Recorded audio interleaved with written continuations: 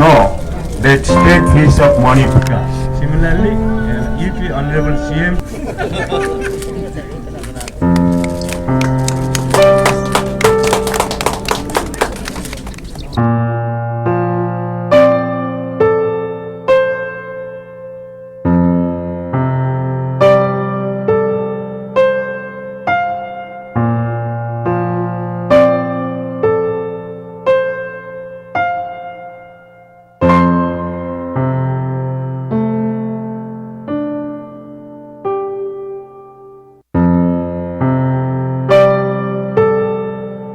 Masih yara ke day nasi lang mayam da farmer sendai kuisang mengi angan nubisin warp yo, present awareness of yo ngah masa pado pigno lang thara thara ke info to ngah masa ni na phab to madu to wino haro egum inching boda yaura kasu ayo pangasi di amu na thada gibo adagi muna please stop electric sinner ngah phab to pipo electric sinner ngah phab si ngah di amu ka phai madu na shiawul yo mayam do ngah mayam do Ado matam sana po katra minanga super dengan bangnya.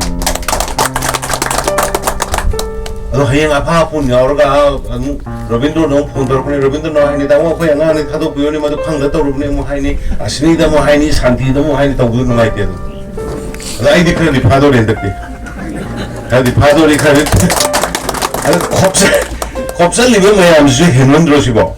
Loktak sih kopsel sih kan yuh sih siang kopsel sih bo. Kainom kopsel ini selai si PATTA PIRAMMBA si 12,344 PATTA dar. Si mana illegal incursion ya si 379. 2006 ki ta koi LOKTAK ki Protection Act 2006 siang ki bani. Sigi matung dari PATTA PIBA yad rakan. Atau koi revenue department ni swai yang Hey, revenue department ising menu asal ni PATTA ngang menu. Tadi kan jane sih. Nahan ki ka white hog gitu. Nahan white hog sing gitu. Wis sing dun loi piram dai ba. Oi ahum phado re. Ahum. Ayo na mobile ya ai aba koi na samjen bane na. Me se semani kana khoto e. Koi ki kana na. Blade na. Me ki da se khoto ne chau thui. Ai sangam ba sathi ba jani ko revenue kyang go lei bising si.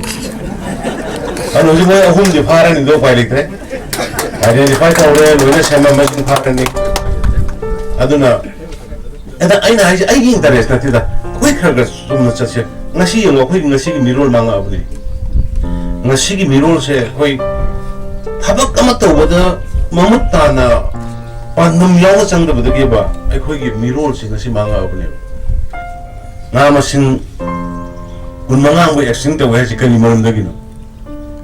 Me खुद ही मैं तुरे इंदर वही है जो कुछ है नबी हुई तो भी आई ये यूँ तो देखिए बाटिनों का ना तरह का प्लास्टिक बैग हम होता पुथों का कोंथों का पुंजल लगा थंबा की मोटा तुरे इंदर फटा बोलो हाइडर हम बोलो ना कोई की कल्चर हुआ है बा करा है देखिए सिविलाइजेशन नो चापल ले गाय जगह है तो लाइने है ले जगह है ये अब कोई लाइने है ले चापल ले जगह है तो चापल नो कार्ड तो मतलब नुंगाला का नंबर तो फटा बा हॉट अभी थादर भी मिलो लाइने है ले सिविलाइजेशन ले रहा है जो लिब्रो कोई Moi tu ni educated illiterate na ina mahal tu. Educated illiterate na ina putok ne. Laiti am hai papa, ibu kasi English kasi ngang am hai tu ka illiterate we. Mai am sih society je kawai tu gini osi kain bang tu. LOKTAK tu uji kau na sangkut kadori ba punama. Kau ki local ki misinga sana ba. Mai orang ni lagi ba matu kumba ecological balance tu kau maintain tu burka. Aduga punna chat pagi mong sangkol na kanisi mai ki site ke assurance project hai praja sing ka hat to ada praja sing su hani ki lai wasa thum je kahan bigno kitang hangak pada kopsen bigano sajen bigano tausen bigano loktak sigi ring road ama AKOIBADA encroachment makata na lakana ba deputy commissioner ne aduga LD ne fishery department ne aduga honorable MLA maro ino honorable MLA ani most powerful ani le je kainoga koi Robindro ka Santi ka ade koi Robindro su yaure noi ahum adubu tawradi mathang noi khuka bikaba borkar gong bane aduna machingtang ring road ama ana thammakan ko madugi do da koi hat ka macha ga semaga mayam tourist lak ko madai da cha thakchaba nga to kata ho cha jaba adagi koi gi bora tau khab indigenous food item mayam si to rugai ba aduna foreigners sing do lang koi ba lak ko sing do